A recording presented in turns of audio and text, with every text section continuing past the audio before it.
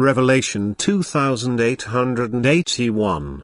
From the 13th of September 1943.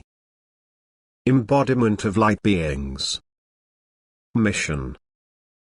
The human soul only embodies itself once during a developmental period, unless it voluntarily accepts another earthly life change for the purpose of fulfilling a mission.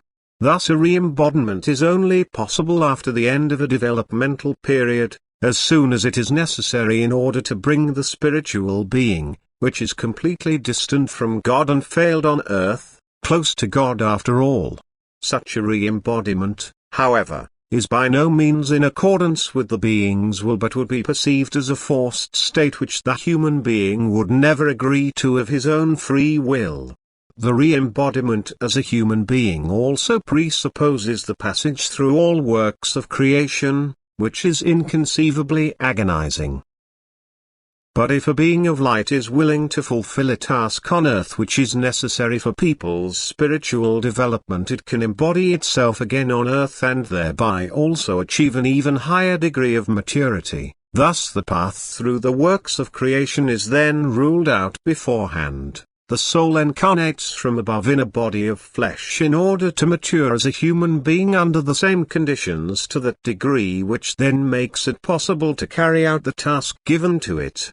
Such souls are always given to souls in spiritual hardship. They are guides on earth, people who have knowledge of God and can thereby assist people in their spiritual development. The greater the spiritual hardship, the more beings of light embody themselves to help them, but they no longer need the earthly path in order to first shape themselves into a being of light. Instead, their soul is a soul of light, only without knowledge of its spiritual state and therefore full of striving for ascent, because such is of utmost importance for fellow human beings that they are to be shown the path which leads upwards.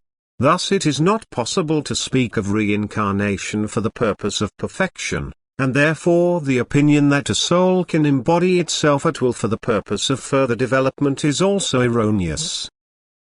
For only a perfect soul, a being of light, voluntarily takes the material cover upon itself because it has become a love, and love for the unfree spiritual determines it to return into a dungeon from which it has long since escaped.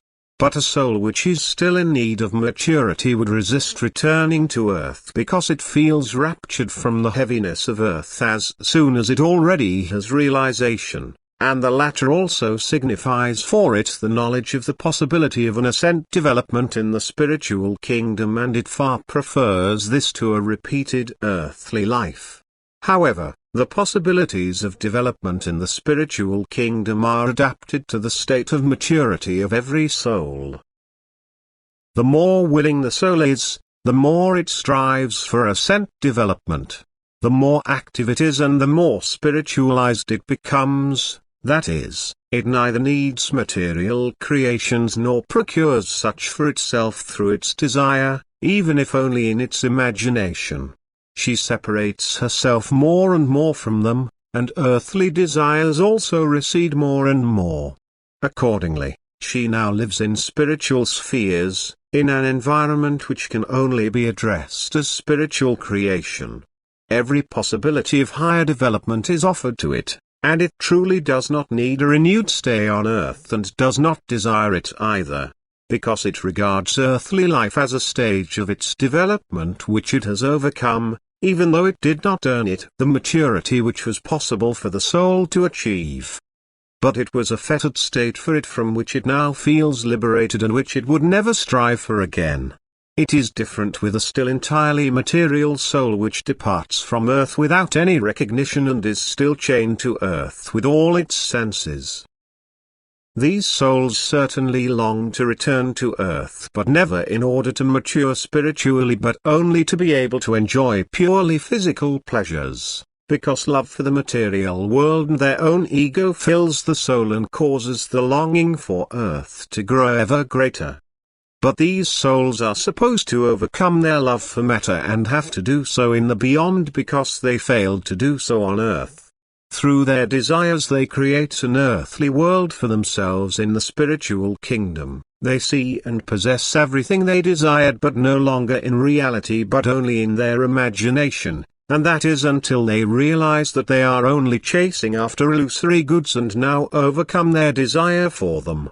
Only then will their surroundings change, and only then will they begin their activity in the spiritual kingdom, which guarantees them an upward development. Amen.